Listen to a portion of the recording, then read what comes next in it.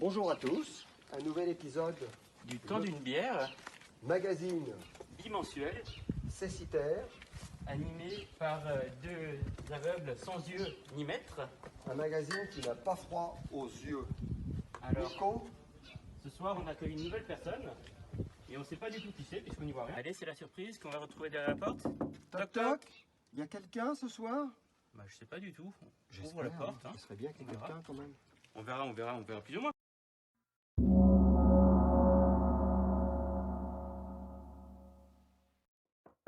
Toc toc, il y a quelqu'un? Nous, on voit Oui. pas, vous nous dites qui est là. Bonjour. Bonjour. C'est une femme. Ah, Tu la vois là, un peu? non, je ne vois pas du tout. Vous vous appelez comment? Claire-Lise. Claire-Elise. Oh, je crois qu'on va pas... Attends, on va déjà boire un verre à ta santé. Enchanté. Enchantée.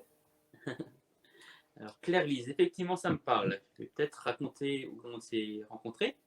Mhm. On s'est rencontrés au Vas-y. cours d'un stage Wim Hof Stage Wim Hof. avec Damien Aysen. Et moi, je donnais les cours de yoga le matin et de méditation de pleine conscience un soir aussi. C'est ça. Voilà. Damien Aysen, qu'on interroge aussi, enfin, qu'on interviewe plutôt, c'est pas un interrogatoire, dans un autre épisode du temps d'une bière. Voilà, donc effectivement, j'ai eu la chance de te rencontrer à ce moment-là.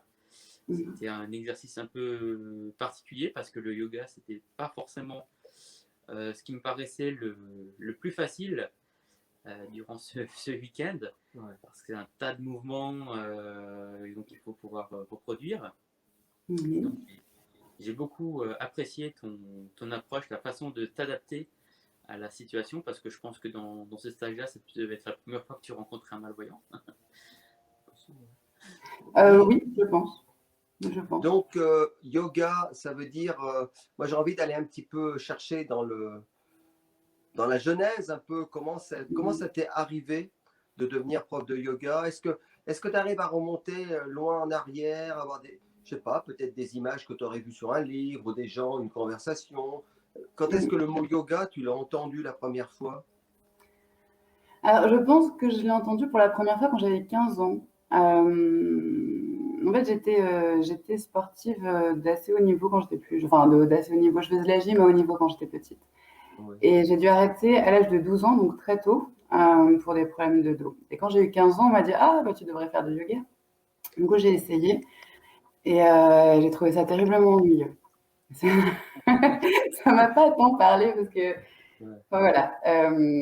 Ça, c'était la première fois que j'ai vraiment pratiqué le yoga. Mais la première fois que j'ai rencontré le yoga vraiment et que je suis tombée en amour avec cette discipline, c'est quand j'avais 19 ans. J'étais partie en Inde pour étudier la médecine ayurvédique à Pune. Donc, c'est la médecine traditionnelle indienne.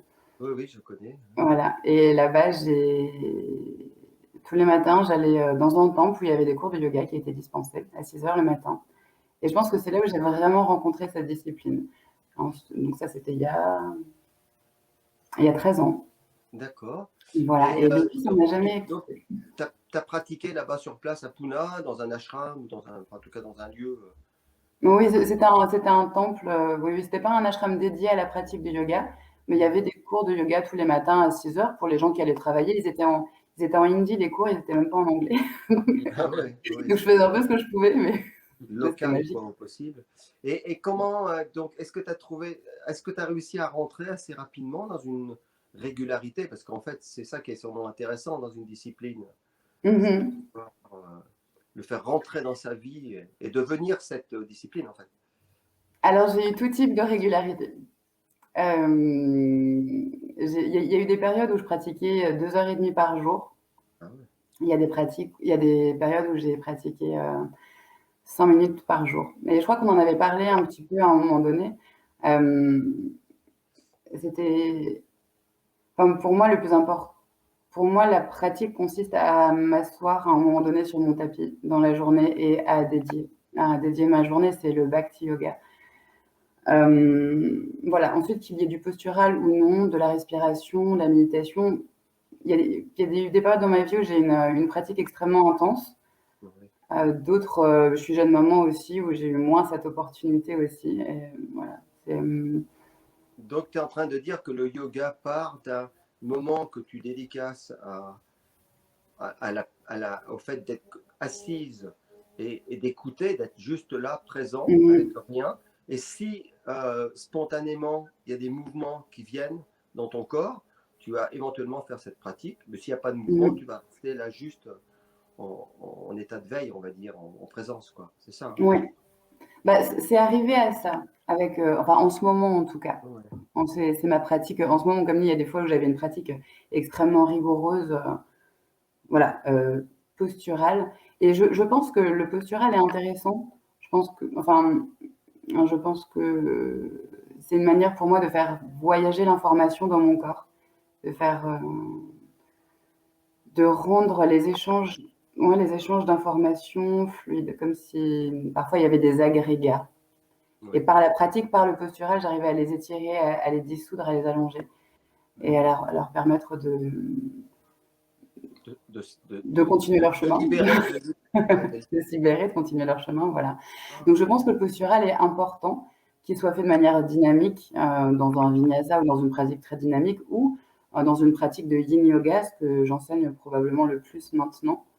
Donc le postural est important, le travail de la respiration aussi. Là, par exemple, je travaille dans un collège comme AESH avec des élèves en situation de handicap et je fais pas de yoga avec eux, mais on y reviendra alors. On mais eux, je les aide à respirer par contre, parce que cette conscience de l'ancrage et de la respiration, il est important. Voilà. Donc, ensuite, il y a des postures qui vont dans toutes les directions. Je sais que quand il y a des postures qui vont plus m'aider à être dans l'instant et dans l'ancrage, d'autres vers des flexions arrière, des ouvertures de cœur et de poitrine, de gorge qui vont m'aider à être plus dans l'expansion et dans l'expression. Donc c'est selon ce dont j'ai besoin. Et la danse, tu l'as perdue à ce moment-là? La danse, alors je faisais de la gym jeune, mais j'ai dû arrêter parce que physiquement on disait que j'avais le dos d'une personne de 80 ans. Et en fait j'ai passé toute ma scolarité assise par terre. Alors, je pouvais pas être assise sur une chaise tellement j'avais mal au dos à l'époque. Donc la gym, j'ai plus pratiqué, mais maintenant j'ai le dos d'une jeune fille. Hein. C'est revenu. Ah ouais. Oui, j'ai du mal à imaginer, effectivement, je me souviens les positions que tu prenais vraiment comme un chat. J'ai vraiment du mal à imaginer que tu aies pu avoir des os d'une personne de 80 ans. Donc tu rentres à 19 ans au bout d'un moment de l'Inde, de Pune exactement. Et qu'est-ce que tu fais là à ce moment-là? Tu te dis, j'ai rencontré le yoga, c'est quelque chose qui me correspond. Est-ce que tu as décidé que ce soit aussi ton gagne-pain directement? Ah non, pas du tout. Alors d'abord, je voulais exercer comme praticienne ayurvédique. Mais à l'époque, alors je m'étais renseignée pour faire venir les plantes, c'était compliqué. Il y avait toute une législation par rapport au massage et au modelage, à la terminologie qu'on avait ou non le droit d'utiliser. Et donc, j'avais décidé de commencer une école de kiné en Allemagne, ce que j'ai fait. Mais au bout de 9 mois, j'ai arrêté parce que j'avais la fièvre du voyage et que c'est super intéressant. J'ai validé la natte, les massages. C'était très intéressant, mais c'était pas forcément pour moi. J'ai gardé de merveilleuses relations depuis, mais je suis pas kiné. Et donc ensuite, je suis partie en Thaïlande dans une école de plus tantra yoga pour des cours de danse au robe de danse, cette fois-ci. Il y avait aussi des cours de yoga. Et donc, j'ai pratiqué là-bas, puis je suis retournée en Inde. Et ensuite, je suis arrivée en Angleterre, où là, j'ai découvert le Kundalini Yoga. Et là, ça a été une révélation parce que j'ai eu des moments d'extase et sans aucun produit extérieur, sans aucune substance externe, juste par la respiration, par les mantras, c'était juste dingue. Et je pense que là, quand je suis rentrée en France, j'ai fait ma première formation de prof de yoga, de Kundalini Yoga. Mais encore là, j'ai pas enseigné. Ensuite, j'ai fait une formation. Kundalini, pour ceux qui ne savent pas, tu traduirais par quoi? Par énergie? Alors la Kundalini, oui, c'est cette énergie qui est levée à la base de la colonne vertébrale. Et Kundal, littéralement, c'est la boucle de cheveux de la bien-aimée. Enfin, une des traductions en tout cas. Et donc, c'est cette énergie qui est à la base de la colonne vertébrale et par la pratique du Kundalini Yoga, on On fait dirige remonter. cette énergie voilà, vers le sommet. Ouais. Mhm. Donc là, on est en Angleterre, tu découvres le Kundalini Yoga. Tu Mhm. reviens un peu de temps en temps sur l'Alsace, non? C'était ton... Bah, au bout de 2 ans, je suis revenue. Ouais. Mhm. Et là, c'est quoi tes options de vie à ce moment-là? Est-ce que tu commences Alors, quand à... je suis rentrée, là, cette fois-ci, je m'étais lancée dans la couture. Et Mais c'est bien, oui, au contraire. C'est enrichissant. donc, j'ai fait la formation de prof de Kundalini Yoga et je me suis lancée dans la couture. Et comme en me renseignant un petit peu sur la couture, on avait décidé avec mon compagnon à l'époque de partir en Turquie, à Istanbul, parce qu'il y a des tailleurs incroyables, Ouais. des tissus juste dingues. Et donc, on était là-bas pendant quelques temps. Et ensuite, voilà, chemin faisant, bon, on est rentré en France, j'ai eu ma fille. Qui a 7 ans maintenant. Donc, j'ai fait j'ai fait diverses formations de prof de yoga pour enfants. Et il y a 3 ou 4 ans, j'ai fait la formation Yoga Works de 100 heures. Et là, j'ai commencé à enseigner. Parce que je me suis dit, ça va, enfin, j'ai 3 formations. Si je commence pas maintenant, Oui, oui. je le ferai jamais. Donc là, j'ai commencé et ensuite, j'ai continué vers le yin yoga. Et enfin, là, je suis plus dans cette direction-là, et dans la méditation de pleine conscience aussi. Ouais. Ok. Et donc, tu as un lieu actuellement à toi où tu donnes des cours, ou tu vas vers les lieux, tu vas vers les gens? Alors en ce moment, c'est en ligne, beaucoup. On n'a pas Ah oui, l'autorisation c'est pour vrai qu'on est dans acheter. une période un peu spécifique, je l'avais un peu oublié. Tu sais, ici en Oui. Ardèche, On l'oublie vite ici. on se rappelle plus. Oui. Alors j'enseigne dans différents studios, mais j'ai mon cours à moi le lundi soir en ligne de yin yoga et méditation. Mhm. Et sinon, je donne des cours dans des studios ou alors je fais des events, des yoga brunch. Souvent, on m'appelle pour des events. Ouais, des remplacements. Voilà. Et tu nous parlais tout à l'heure d'amener peu à peu le yoga vers des gens en situation de handicap. Alors, Mhm. déjà, de façon générale, là, dans les événements que tu organises et tout, c'est tout type de public que tu accueilles ou Tout dépend. Bah, il y a des cours qui sont spécifiques enfants ou parents enfants. C'est quelque chose qui est assez amusant en ce moment. Et sinon, c'est ouvert à tous. Les cours que j'ai avec des groupes qui me suivent depuis 1 an, 2 ans ou plus, là, ça devient plus spécifique parce que j'ai des habitués et donc on développe une certaine routine ou une certaine pratique ensemble. Mais sinon, dans les events, oui, je le rends autant que faire se peut accessible. Moi, tu disais que c'était le truc le plus compliqué du week-end alors que vous êtes baigné dans de l'eau glacée. Bon, pour moi, clair. c'était pas le plus compliqué, quoi. Oui, non, bah, se plonger dans l'eau, c'est une chose, mais après se tordre dans tous les sens avec ma souplesse à moi, c'est encore une autre histoire. Donc, moi qui me plonge dans l'eau, je me tords dans tous les sens tout seul pour me Voilà, réchauffer. en fait. Direct. Alors attention, des questions pièges. Ah, Aïe, qu'est-ce qui va me sortir? Alors, je ne sais même pas comment je la formule la question, mais en fait, en tant qu'enseignant le yoga, à quel endroit tu es satisfaite dans ce que tu transmets à l'autre? Qu'est-ce qui te fait du bien? De voir chez l'autre quelque chose? Est-ce que tu peux en parler de ça? Est-ce que ma question est suffisamment claire? Ou alors, qu'est-ce que tu as envie de transmettre le yoga, certes, ou voir la méditation? On peut aussi parler de la méditation. Hein. Mais qu'est-ce que tu attends? Est-ce que tu attends un résultat? Est-ce qu'il y a quelque chose qui te fait plaisir quand l'autre... Voilà. Je ne sais pas, moi. Alors, différents moments comme ça. Je donnais un cours de yoga sur chaise au Temple Neuf à Strasbourg pour des personnes, souvent c'était des personnes âgées. Ouais. Et là, voir des personnes de 80 ans qui arrivent à tenir sur un pied et qui ont d'un coup un sourire. Enfin, il y avait une femme comme ça qui a eu un sourire, mais d'enfant et des yeux qui pétillaient. Et j'étais waouh! Maintenant, est-ce que c'est ça le yoga? Non, c'était un moment qui était extrêmement touchant et émouvant. Ben oui, c'est ça. Qu'est-ce que je cherche? Je sais pas, je sais que pour moi, l'expérimentation de l'incarnation, du fait d'habiter mon corps ou d'avoir mon esprit, ça n'a pas toujours été quelque chose d'évident. Mhm. Et c'est quelque chose que j'ai appris au fur et à mesure. Et là, je pense que arriver à transmettre une certaine écoute ou une certaine dose de bienveillance envers soi-même, j'ai l'impression que c'est ce qui ressort le plus de mes cours. Le fait d'expérimenter son corps et son esprit avec beaucoup d'attention et d'augmenter au fur et à mesure le volume de son attention et de sa bienveillance et Mhm. d'observer ce qui est juste. Je pense que c'est le retour que j'ai le plus et c'est ce qui me tient le plus à cœur.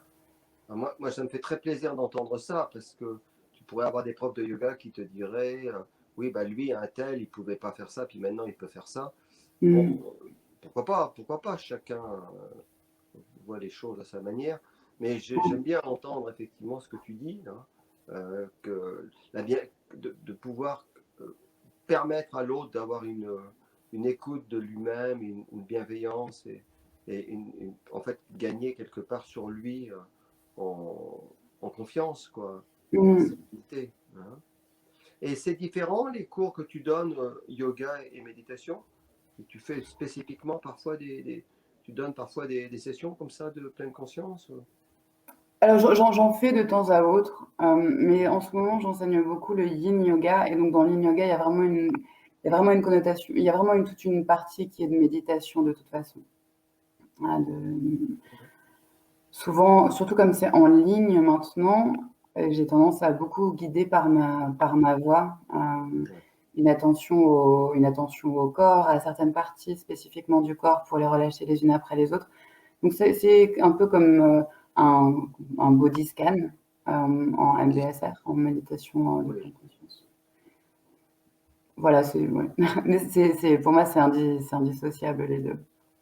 La Oui. méditation et le yoga et enfin, et la posture et la respiration. Et Parce la que le yoga, yoga, souvent, on pense que c'est que la posture, mais il y a 8 branches dans le yoga et la posture, c'est qu'une des branches. Voilà. Donc c'est un merveilleux facilitateur, ouais. mais c'est pas, c'est pas la seule chose. Tu nous parles des 8 branches, tu peux nous dire quelles sont-elles, quelles sont les Alors, branches? Le tronc central. il y a les yamas et les niyamas, les principes personnels enfin, les principes envers soi-même personnels et les relationnels envers les autres. Il y Oui. a les asanas, donc les postures. Il y a le pranayama, la respiration. Il y a, alors j'ai pas forcément tous les noms. Oui, oui. Il y a le retrait des sens, la concentration, la méditation et le samadhi. Ouais, c'est Voilà. ça. Mm. Donc dans les Yoga Sutras de Patanjali qui ont été écrits on dit entre le 4e siècle avant Jésus-Christ et le 4e siècle après, donc relativement Ouais. en même temps que la Chalaka Samhita, qui est le texte de la médecine ayurvédique, un des textes fondateurs de la médecine ayurvédique.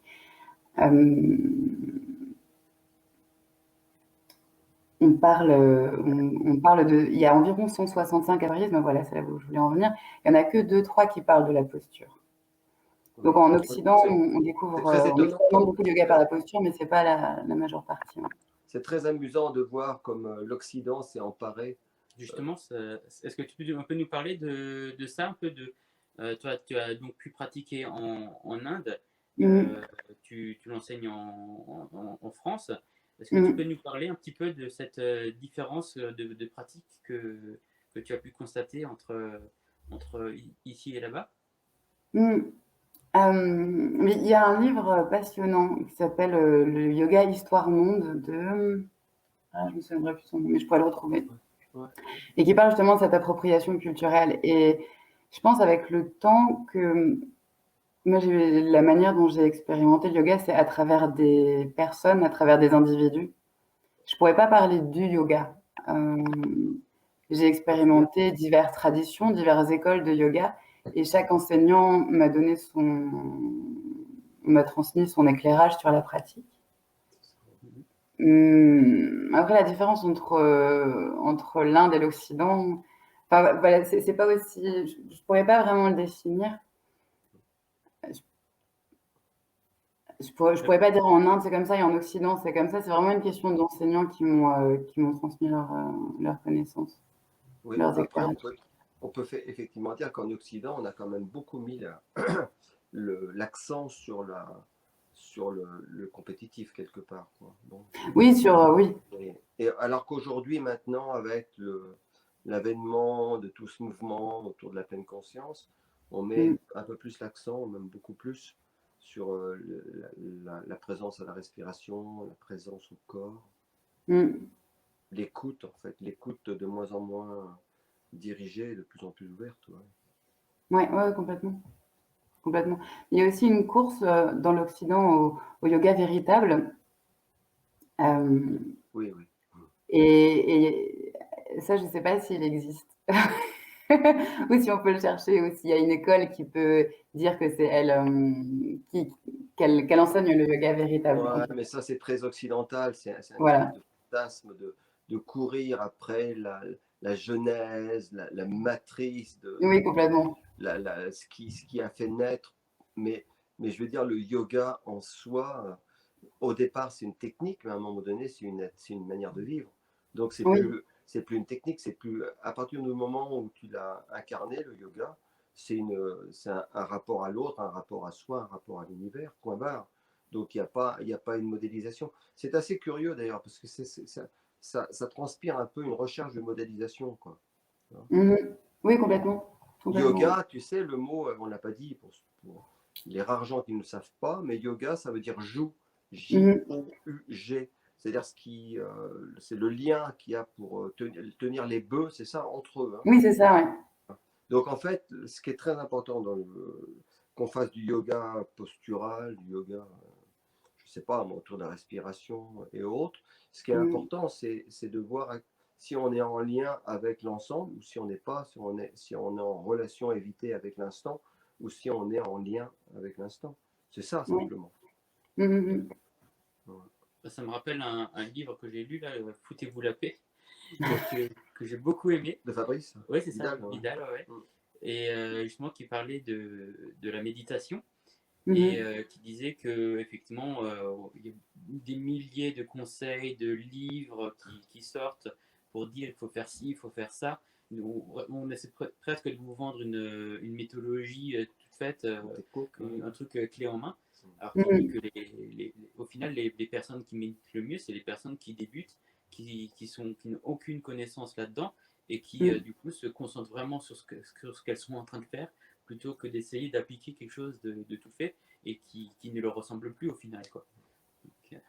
Donc, ouais, complètement. C'est intéressant d'expérimenter diverses techniques et pour les laisser partir après. Moi, je suis contente d'avoir essayé des techniques très, très restrictives et très sérieuses et carrées pour pouvoir m'en défaire après, justement. Et J'aime pour, bien quand tu as dit le mot sérieux, ça m'a bien plu. Tu avais un petit accent très sympathique, très très sympathique pour faire la sémantique de ta voix, mais ça ouvrait tout un programme là, sérieux. Sérieux. Non, mes cours sont loin d'être sérieux. Ouais, j'avais un ami qui a beaucoup vécu en Inde qui disait quand c'est sérieux, trop sérieux, c'est signe que c'est pas sérieux du tout, quoi. Et j'aime beaucoup cette formulation de cet homme. Juste, est-ce que tu as quelque chose que tu aimerais dire, en profiter de cette fenêtre ouverte? Je ne voudrais pas oublier déjà de dire que tu as un site, quand même, qui s'appelle Au clair de lys, c'est ça? Auclairdelysyoga.fr. Au clair de Lise, yoga, c'est ça? Yoga.fr. Ouais, Tout Vous avez attaché. un prénom prédestiné, hein. très beau, très poétique. Ouais. Hein. Mais Je voulais faire une ferme auberge qui s'appellerait Au clair de Lys et finalement c'est devenu du yoga. Mais voilà. Ah ouais. Ça collait quand même. encore un autre domaine qui t'a tiré. Mais oui, j'aimerais bien qu'on revienne du coup sur ton autre casquette d'AESH. Oui. Tu parles français parce que moi j'ai Oui, beaucoup de justement, mal. mais j'allais y Moi je suis venir. vieux, moi les sigles et tout là, je suis perdu. Mon cher À Jean-Pierre. part SNCF. Donc ça veut dire qu'au quotidien, tu accompagnes une personne, un enfant en situation de handicap dans un collège. Enfin, je ne sais pas si tu en accompagnes un seul ou plusieurs. Voilà, moi je suis AESH Co, donc je suis dans une classe, il y a 13 élèves. D'accord. Et je les accompagne en inclusion, donc dans les cours d'histoire géo, de physique, de chimie, souvent maths et français, ils l'ont dans une classe Ulysse, et les autres cours, je suis en inclusion avec eux. Voilà. D'accord. Et c'est quel type de handicap alors qui sont présents? Tout type de handicap. On n'a pas forcément toujours un diagnostic ou quelque chose de très clair de poser, pas toujours. Voilà, ça peut être des multidys, enfin des dyslexies, dysorthographies, dyspraxies. Ça peut être ça peut être les accompagner dans l'utilisation d'un outil informatique qui facilitera la prise de notes. Ça peut les accompagner, ça peut être pour les accompagner dans la compréhension d'un énoncé ou reformuler l'énoncé. Voilà, globalement, pour les élèves que je suis moi en ce moment, ces problématiques-là. D'accord. Et tu disais que tu essayais un petit peu d'utiliser ton autre casquette d'enseignante de yoga pour Oui. leur apporter quelque chose. Effectivement, moi, je suis persuadé qu'effectivement, c'est quelque chose qui peut beaucoup jouer sur la confiance en soi. Et nous, on connaît un petit peu ce que c'est.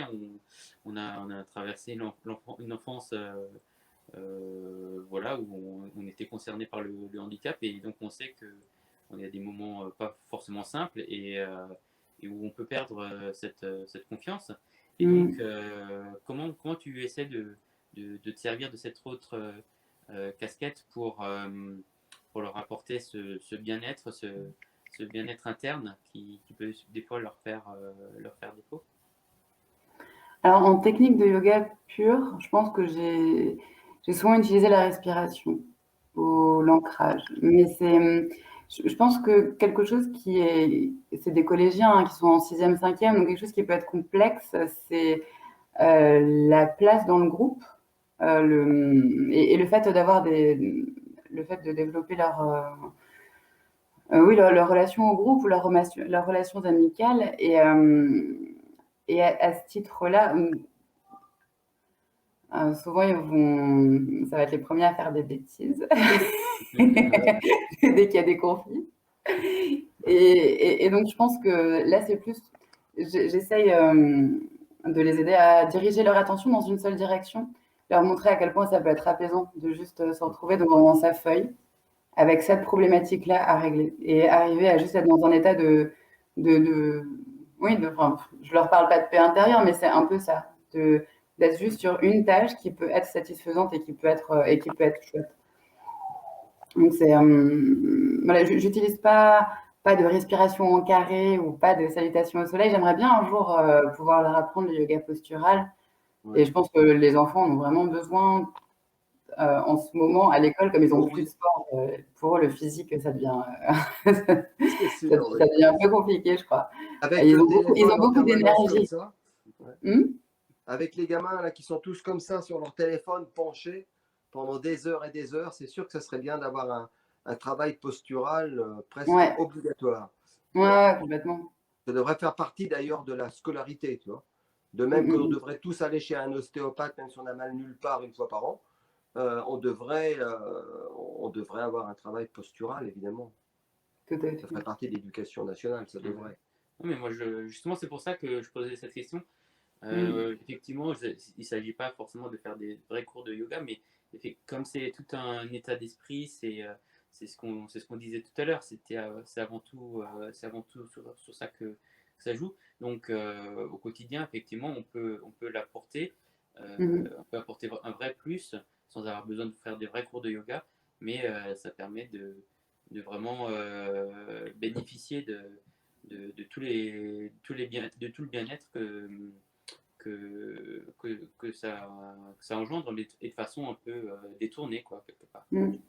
Oui, puis quand on parlait avant des principes personnels et relationnels, c'est vrai que souvent dans les conflits, les inviter à observer la relation à observer la relation qu'ils ont avec cette personne, observer aussi la réaction de l'autre et ce que l'autre a pu ressentir. Enfin, ce côté bienveillance, mais qui est dans toutes les traditions. Mais voilà, je pense que apporter divers éclairages à chaque situation. Enfin, l'éclairage du yoga est intéressant, en tout cas. Celui de la non-violence, bienveillance, tout ça. Enfin, voilà, c'est un éclairage vraiment intéressant.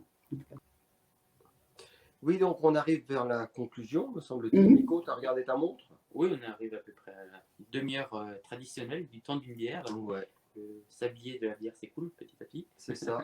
Et donc, Claire-Lise, est-ce quelque chose que tu aimerais dire comme ça, spontanément, mais je sais pas, moi, que ce soit lié au yoga, ou que ce soit lié absolument à n'importe quoi, mais est-ce que tu es toi? Est-ce que tu as envie de parler de quelque chose, raconter une anecdote? Ou est-ce que tu es. Voilà, est-ce qu'on peut arrêter l'émission comme ça ou tu aimerais bien parler de quelque chose Alors brièvement? là, spontanément, je ne sais pas, vous parliez du livre avant de Foutez-vous la paix, je ne sais Oui, pas, de Monsieur Vidal, oui. mais en plus, ça me dit quelque chose. Sinon, peut-être ajouter aimez-vous, nom de nom, quoi. Tu peux aussi dire nom de Dieu, hein. Voilà. Mais, Mais tu sais, c'est quand même c'est vrai c'est quand que même. moi, je pense que le chemin du yoga, pour moi, c'était vraiment cette acceptation de mon corps, de mon mental, de son fonctionnement, de tout ça. Et c'était pas donné. Et c'est ce que je vois le plus, en fait, dans mes cours. Et donc, voilà, c'est aimez-vous, nom de Dieu, quoi. Vous-même. Mais c'est vraiment sympa, je suis en train de me rendre compte que je suis yogi parce que j'ai accepté Nicolas.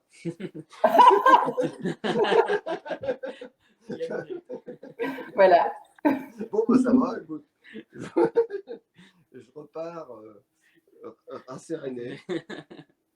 En tout cas, ce qu'il faut qu'on dise aussi à tout le monde, c'est que vous pouvez nous contacter si vous avez envie de parler de quoi que ce soit. Je dis bien absolument de quoi que ce soit, parce que le temps d'une bière, c'est quand même un lieu sans tabou et sans censure.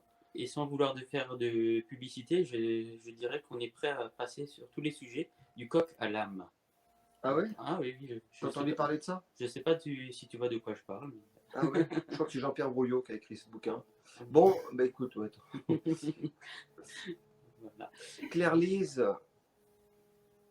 vous Merci. voulez pas parler alsacien tous les deux, non? Vous parlez pas alsacien? Ah, je sais pas si toi tu parles alsacien. Appelez-le. Ist du da? Hoppla. Appelez-le. Also, nu geht's gesendet von der Émission. Hein. Je vais essayer. Un truc du genre, ouais, ouais. Ouais, je comprends bien, parler un petit peu moins bien, mais c'était un plaisir, merci beaucoup. Julien, au secours! Viens me défendre, je suis cerné par les Alsaciens. Merci Maintenant. beaucoup, Claire-Lise. Et Merci. puis, tu sais, moi, ce qui m'importe un peu aussi, ces émissions sont virtuelles pour le moment, mais c'est de se rencontrer. Donc, si tu passes par Avignon, l'Ardèche, et j'espère à Strasbourg, écoute, on fera le temps d'une bière en direct, même si tu as une tisane à la main, parce que toi, tu es une grande yogi. Donc, tu bois de la tisane, mais moi, je bois de la bière. Voilà. J'en bois parfois aussi. Gros bisous. Ciao, ciao. Bisous, bonne soirée, merci beaucoup. Bisous à tous. Au revoir tout le monde. Au revoir tout le monde. C'était le temps d'une bière. It was a time for a pint. Fue el momento de la cerveza. Es war Bierzeit.